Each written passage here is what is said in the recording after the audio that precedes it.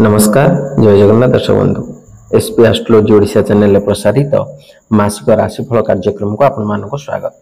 दर्शक बंधु आज आम आलोचना करबा जे अक्टोबर 2025 रे केमिति रहबो राशि चक्र तृतीय राशि मिथुन राशि व्यक्तिविशेष मानक पई शुभाशुभ राशिफल विषय विस्तृत भाव आलोचना करबा प्रतिकार सहित किंतु ता पूर्व आपण मानको एक अनुरोध जदि आपण माने हम चैनल को प्रथम थर कर आसी थांती तो वीडियो को लाइक करंतु शेयर करंतु एवं चैनल को सब्सक्राइब करी पाखर थिबा बेल आइकन को प्रेस करंतु।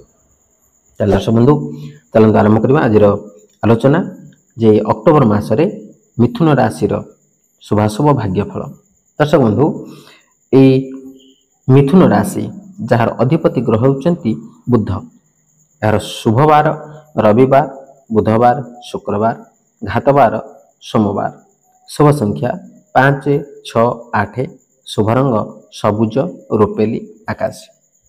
दर्शक बंधु ए अक्टोबर मास रे मिथुन राशि पई जो गुरुत्वपूर्ण ग्रह माने अछंती कोन रहइबो सेमानकर गोचरीय ग्रह स्थिति बृहस्पति जन्म स्थान रे शनि दशम स्थान रे राहु नवम स्थान रे एवं केतु तृतीय स्थान रे अधिष्ठान करूछंती। तो यही गोचरीय स्थिति को नजर रखी आम यह विचार करिपरिबा जे मिथुन राशि मासिक राशिफल 2025 अनुसार यही मास सामान्य भाव में आपण को मिश्रित परिणाम देवा भली प्रतीत होउछि। केबे केबे परिणाम हाराहारी दुर्बल मध्य होई पारे। सूर्यंकर गोचर यही मासर 17 तारिख पर्यंत आपणकर चतुर्थ घरे रहिबो जाहाको अनुकूल कुहाजिबो नाही। 17 अक्टोबर परे सूर्य नीच अवस्था आपणकर पंचम घरे रहिबे यह मध्य अनुकूल स्थिति नुहे। सूर्य एही मासरे आपणको अनुकूल परिणाम देबारे असमर्थ होई पारंती। मंगल ग्रहंकर गोचर 27 अक्टोबर पर्यंत आपणकर पंचम घरे रहिबो जहा दुर्बल स्थिति बोली कहा जाय। मंगल 27 अक्टोबर रु नहीं बाकी समय रे षष्ठ घरे रहिबे जहा सामान्य भाव रे भल और अनुकूल परिणाम देई पारे। एही मासरे अधिकांश समय मंगल ग्रह दुर्बल परिणाम दे पारंती। आपनकर कैरियर घरर स्वामी एही मासरे द्वादश घरे बक्री अवस्था रे निजर क्षेत्र रे रहिबे। जदि आपण परिश्रमी विद्यार्थी अटंती तेबे आपण निजर लक्ष्य पर्यंत पहुंची पारिबे किंतु शिक्षार कारक ग्रहंकर सपोर्ट मध्य मिलिबो नाही ओ पढ़ारे मन लागिबो नाही। गृहस्थ जीवन मामलारे एही मास सामान्य भाव में अनुकूल परिणाम देव। अक्टोबर मासर मासिक राशिफल अनुसार एही मासरे पंचम घरर स्वामी सूर्य प्रेम जीवन रे आपण को मिश्रित परिणाम देउथबा प्रतीत हेबे। विवाह संबंधित कथा को आग को बढ़ाइबा पई मास कौनसी विशेष फेवर करुवा प्रतीत हो नाही।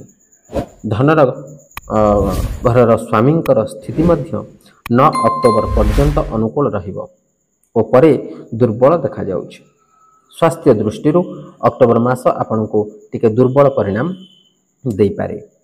जे गुरुत्वपूर्ण ग्रह मानक विषय आम आलोचना करथिले केउ केउ स्थान रे अधिष्ठान करूछंती सेही ग्रह मानकर व्यक्तिगत फल यदि आम आलोचना करिबा तबे बृहस्पति जे कि देवगुरु एवं जो देवगुरु बृहस्पति हेउछंती धन धान्यर कारक विद्या बुद्धिर कारक जस कीर्तिर कारक आध्यात्मिकतावादीर कारक समस्त प्रकार सकारात्मक दिगर कारक होचंती बृहस्पति। बृहस्पति गोचर स्थिति अनुसार द्वितीय पंचम सप्तम नवम एवं एकादश स्थान रे शुभ फल प्रदान करिथांती। आपणक राशि पई बृहस्पति जन्म स्थान रे अर्थात मिथुन राशि रे गोचर रे थिबारु बृहस्पति आपणक पई जन्म बृहस्पति एई जन्म बृहस्पति आपणक पई शुभ फल प्रदायक होई परिबे नाही। तेणु केउ केउ क्षेत्र रे ना जदि आपण व्यवसाय वाणिज्य क्षेत्र रे अछंती तेबे से क्षेत्र रे आपण आशानुरूप लाभ प्राप्त करि परिबे नाही बा आपणकर आय कमिबो एवं व्यय निश्चित भाव रे वृद्धि पाइबो। यदि आपण पार्टनरशिप रे व्यवसाय करूछंती तेबे आपणकर पार्टनरकर संपूर्ण सहायता आपण प्राप्त करि परिबे नाही एवं यदि आपण शेयर मार्केट रे अर्थ विनियोग करूछंती तेबे से क्षेत्र रे मध्य आपण आकस्मिक क्षति रे पड़ी पारंती। तेणु ए समय मध्य आपण सतर्कता अवलंबन करिबा उचित। ଏବଂ ଯେଉଁମାନେ ଆଧ୍ୟାତ୍ମିକ କ୍ଷେତ୍ରରେ ଅଛନ୍ତି ସେମାନଙ୍କ ପାଇଁ ମଧ୍ୟ ଏ ସମୟ ପ୍ରତିକୂଳ ରହିବ। ତେଣୁ ଆଧ୍ୟାତ୍ମିକତା କ୍ଷେତ୍ରରେ ଆପଣଙ୍କର ଇଚ୍ଛା ଶକ୍ତି କମିଯାଇପାରେ ବା ଭଗବତ ପ୍ରାପ୍ତି ନିମନ୍ତେ ଆପଣ ଅନାଗ୍ରହ ପ୍ରକାଶ କରିପାରନ୍ତି। ବିଦ୍ୟାର୍ଥୀମାନେ ଯେଉଁମାନେ ଅଧ୍ୟୟନ କ୍ଷେତ୍ରରେ ଅଛନ୍ତି ବା ବିଶେଷ କରି ଉଚ୍ଚଶିକ୍ଷା କ୍ଷେତ୍ରରେ ଯେଉଁମାନେ ଅଛନ୍ତି ସେମାନଙ୍କ ପାଇଁ ଏ ସମୟ ଅନୁକୂଳ ରହିବ ନାହିଁ। ପାଠପଢ଼ା କ୍ଷେତ୍ରରେ ମନ ଲାଗିବ ନାହିଁ। ଆପଣ ଯେତେ ଚେଷ୍ଟା କଲେ ମଧ୍ୟ ଆପଣଙ୍କର ପାଠପଢ଼ା କ୍ଷେତ୍ରରୁ ସାମାନ୍ୟ ଭାବରେ ଆପଣଙ୍କର ଅନାଗ୍ରହ ପ୍ରକାଶ ହୋଇପାରେ। ନୂତନ ଶାସ୍ତ୍ର ବା ନୂତନ ଜ୍ଞାନ ଆହରଣ କରିବାରେ ମଧ୍ୟ ଆପଣ ପଛଘୁଞ୍ଚା ଦେଇପାରନ୍ତି ଏବଂ ଯେଉଁ ଇଣ୍ଟରଭ୍ୟୁ ହେଉ ବା ପରୀକ୍ଷାରେ ଆପଣ ଭାଗ ନେଉଛନ୍ତି ସେଥିରେ ମଧ୍ୟ ଆଶାନୁରୂପ ଫଳ ଆପଣ ପ୍ରାପ୍ତ କରିପାରିବେ ନାହିଁ। କିନ୍ତୁ ତଥାପି ଆପଣ ଯଦି ନିରନ୍ତର ଭାବରେ ଚେଷ୍ଟା କରନ୍ତି, କଠିନ ପରିଶ୍ରମ କରନ୍ତି, ତେବେ କିଛି ମାତ୍ରାରେ ଆପଣ ଶୁଭ ଫଳ ପ୍ରାପ୍ତ କରିପାରିବେ। ଏବଂ ଶାରୀରିକ ସ୍ଥିତି ଅନୁସାରେ ଯଦି ଆମେ ଦେଖିବା ତେବେ ଏହି ସମୟ ମଧ୍ୟରେ ବା ଏହି ମାସ ଆପଣଙ୍କର ଶାରୀରିକ ସ୍ଥିତି ସାମାନ୍ୟ ଭାବରେ ଦୁର୍ବଳ ରହିପାରେ। ବିଭିନ୍ନ ପ୍ରକାର ରୋଗ ଦ୍ୱାରା ଆପଣ ପୀଡ଼ିତ ହୋଇପାରନ୍ତି। ଦ୍ୱିତୀୟରେ ଯଦି ଆମେ ଶନିଙ୍କ କଥା ଆଲୋଚନା କରିବା ତେବେ ଶନି ହେଉଛନ୍ତି ଶକ୍ତିର ଦେବତା, ନ୍ୟାୟର ଦେବତା ଏବଂ କର୍ମକାରକ ଗ୍ରହ। ତେଣୁ ଶନି ଆପଣଙ୍କ ରାଶିରେ ବର୍ତ୍ତମାନ ଦଶମ ସ୍ଥାନରେ ଅଛନ୍ତି। ଏ ଶନି ଗୋଚରୀୟ ସ୍ଥିତି ଅନୁସାରେ 4ଟି ସ୍ଥାନରେ ଶୁଭ ଫଳ ପ୍ରଦାନ କରିଥାନ୍ତି, ତୃତୀୟ, ଷଷ୍ଠ, ଦଶମ ଏବଂ ଏକାଦଶ।